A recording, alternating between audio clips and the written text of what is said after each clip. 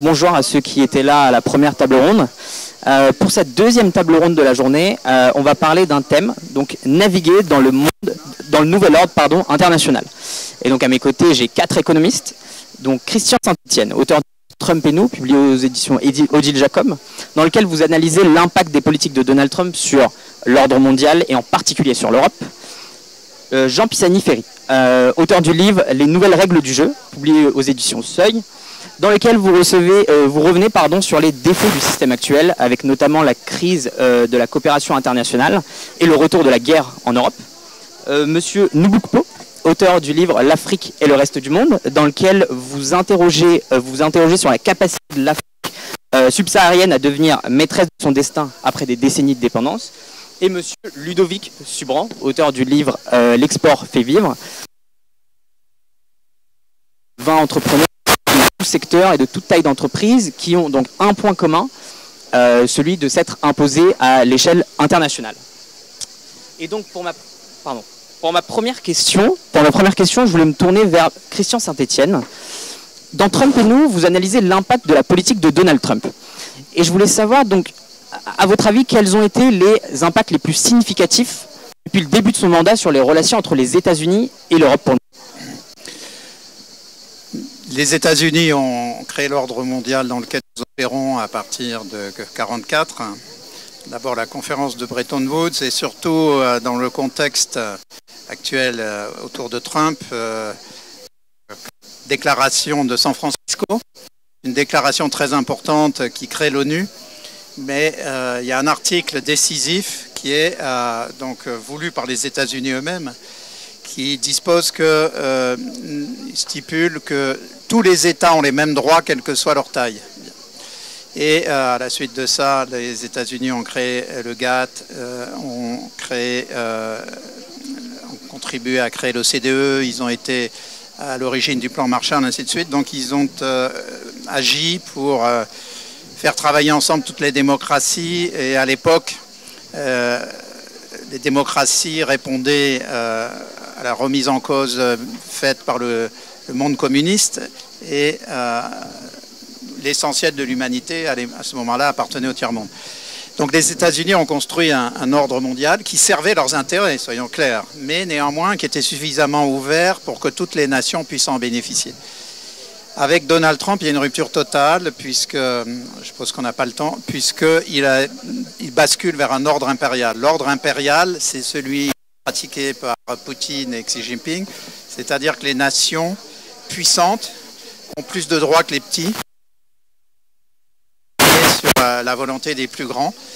Et si je dois conclure cette mini-introduction, l'Europe est totalement déstabilisée par cet ordre impérial, puisqu'elle s'est construite comme une composante de l'ordre international fondé sur un état de droit.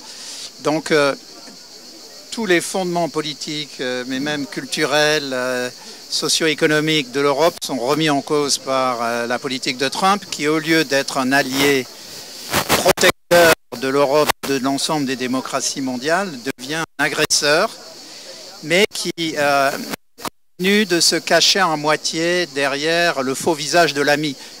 Donc l'Europe est actuellement dans une phase de reconstruction intellectuelle qui n'avance pas très vite d'ailleurs, d'autant plus que l'Europe est également menacée par la Chine, puisque le nouvel ordre impérial est déterminé par le conflit entre la Chine et les États-Unis pour la domination mondiale. Et comme les États-Unis se ferment aux importations venant de Chine, toutes ces importations se déversent sur une Europe qui, là, à nouveau, n'a pas de politique commerciale adaptée. Donc il y a un double défi pour l'Europe. Les États-Unis, qui étaient la puissance protectrice, devient un pays prédateur, y compris pour l'Europe. La Chine devient un pays qui déstabilise totalement le système économique européen.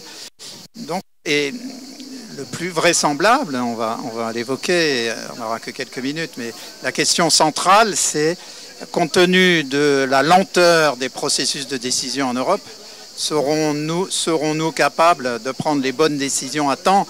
Parce que on voit la vitesse à laquelle Trump avance, Xi avance, Poutine avance. Donc si nous sommes très très lents, eh bien, nous serons le dindon de la farce internationale et ça aura des conséquences absolument massives sur l'ordre européen. Ça m'amène sur ma prochaine question, Monsieur Pisani-Ferry. Dans votre livre, justement, vous évoquez cette crise internationale. Et justement, on voit Donald Trump qui signe des décrets et qui va super vite, et nous, en fait, on prend beaucoup de temps pour se voir avant de prendre des décisions qui sont plus ou moins efficaces. Est-ce qu'il faut réformer les grandes institutions pour avoir une meilleure coopération et avoir donc une meilleure gouvernance à l'échelle internationale? Je pense qu'il faut aller plus loin que réformer les grandes institutions. Il faut construire en réalité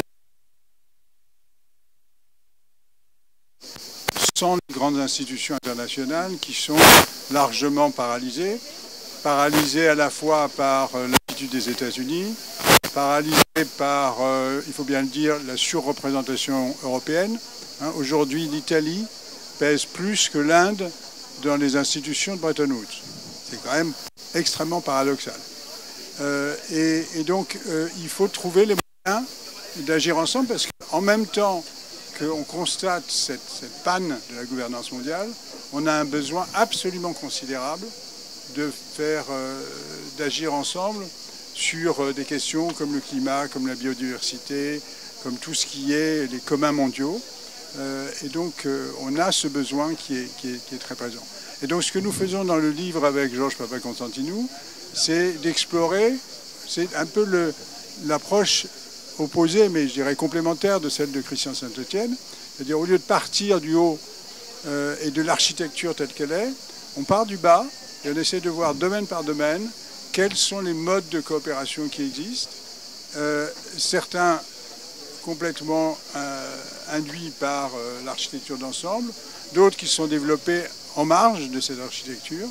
Et on essaie de voir qu'est-ce qui marche marche pas et pourquoi. Peux-tu donner un ou deux exemples? Oui, prenons comme exemple de choses qui se sont faites en marge, une qui marche et une qui ne marche pas. Alors ce qui marche, c'est par exemple la régulation bancaire ou la manière dont fonctionne la concurrence, les autorités de concurrence au niveau international.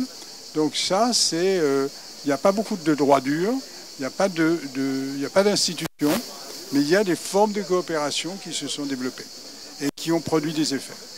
Ce qui ne marche pas, c'est par exemple lorsqu'on a essayé d'étendre ça aux migrations en faisant le compact qui s'appelait l'ONU a tenté de lancer un compact global sur les migrations et même si c'était extrêmement peu ambitieux, ça s'est fracassé sur la réalité, c'est-à-dire que les États n'ont pas voulu souscrire à ce compact sur les migrations. Ce sujet de souveraineté, il prend une toute autre dimension avec votre livre, Monsieur Nubukpo, l'Afrique et le reste du monde. Et donc vous parlez en fait d'une voie que l'Afrique pourrait prendre pour sortir de toutes ces années de dépendance. Quels sont les leviers concrètement à activer dès maintenant pour que l'Afrique prenne justement cette position d'acteur indépendant en fait dans ce nouvel ordre mondial? Oui, le constat que je fais au début de l'ouvrage, c'est de dire au fond, les élites africaines subissent aujourd'hui une double injonction. Une injonction externe, c'est-à-dire que le reste du monde nous demande de nous positionner entre ce qu'on peut qualifier du monde occidental et ce qu'on peut qualifier de sud global. Ça s'est vu au moment des votes aux Nations Unies lors du déclenchement de la guerre en Ukraine, où des pays africains, à la surprise générale, n'ont pas voulu voter contre la Russie. Ça, c'était quelque chose de nouveau, parce qu'on pensait qu'après la chute du mur de Berlin, on était arrivé à un consensus international autour des valeurs du multilatéralisme. Et au fond, on s'est dit, qu'est-ce qui se passe? Mais on est aussi astreint à une injonction interne, celle de la jeunesse africaine qui est en forte demande d'éducation, de santé, d'emploi et d'insertion dans les modes de gouvernance. Et du coup, la question qui se pose aujourd'hui, c'est de savoir est-ce que l'Afrique a les moyens de son non-alignement? Et si oui, comment est-ce que cela pourrait se réaliser, comme vous le dites concrètement? Moi, je vois 4 leviers. Il y a le levier du travail, bien sûr, parce qu'on a 1 milliard de jeunes qui n'ont pas trouvé du boulot. Et ça, c'est très inquiétant. Mais en face, moi, je vois 500 millions d'hectares de terres arables qui ne sont pas cultivées. Donc, je crois que le levier de l'emploi va passer par la question agricole. Il faut qu'on mette les jeunes à l'agriculture. Parce qu'en même temps, on importe ce que nous consommons. Donc, tout ça n'a pas beaucoup de sens. Et donc, c'est hyper important, le levier agricole. Le deuxième levier, c'est évidemment le capital. Aujourd'hui, mais je parle sous le contrôle de Ludovic, le risque africain est surestimé. Les agences de notation mettent une prime de risque que moi j'estime supérieure à la norme, ce qui fait que l'Union africaine est en train de créer une agence de notation africaine. Bon, on verra bien ce que ça va donner. Troisième levier, c'est l'innovation technologique. On a beaucoup de jeunes qui innovent en Afrique, mais on n'a pas de système national de recherche et d'innovation.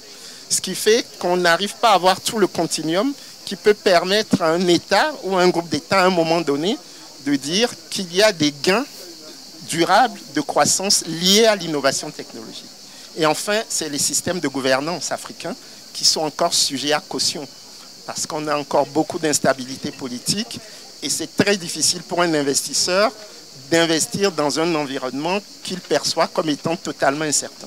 Donc pour moi, ce sont 4 leviers qui peuvent permettre à l'Afrique, non pas d'atteindre la souveraineté, parce qu'au fond, ça ne veut pas dire grand-chose, mais construire ce que j'appelle des interdépendances choisies, et donc sortir des dépendances subies, des dépendances aux matières premières qui n'ont pas engendré des formes de prospérité partagée. Merci. Je voudrais boucler avec vous, Monsieur Soubran. Donc votre livre est intitulé L'export fait vivre. Tout est dit dans le titre, j'ai l'impression. Et donc je voulais savoir pourquoi mettre un tel accent sur l'exportation et comment est-ce qu'on fait pour que la France puisse justement renforcer ses exportations à l'international.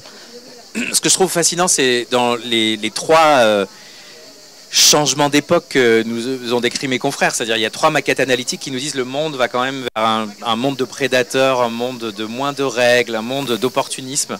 Je me rappelle un général britannique qui m'avait dit les temps de paix c'est pour les régulateurs, les temps de guerre c'est pour les flibustiers. Et moi dans ce livre en fait, au lieu de faire l'économiste qui fait un essai, je suis allé voir les flibustiers. Donc je suis allé voir le patron de Septodon qui depuis Saint-Maur-les-Fossés est le premier et le leader mondial d'anesthésion dentaire. C'est le premier marché des États-Unis. Je suis allé voir le créateur de la pomme pot. Il a réussi à conquérir lui aussi les États-Unis en convainquant Michelle Obama de faire la pub contre l'obésité avec la consommation de pomme pot. Et en fait, alors c'était une ode à l'optimisme. C'est-à-dire que moi j'écris ce livre l'été dernier, je me dis le mec avec la mèche orange est en train d'arriver très très vite et donc il va de nouveau nous faire une guerre commerciale. Et au lieu de faire un truc sur bon, les tarifs vont être au niveau des années 80, j'ai voulu aller voir les exportateurs français parce qu'ils sont devenus une minorité. Et donc je voulais voir comment eux s'en sortaient, comment ils avaient vécu justement ce monde de friction et comment ils vivent dans un monde où il y a moins de règles.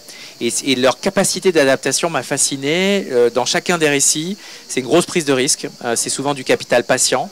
Ils ne veulent pas des retours sur investissement au trimestre. Il y a beaucoup d'histoires familiales aussi. On oublie qu'en France, on a encore de très belles entreprises familiales.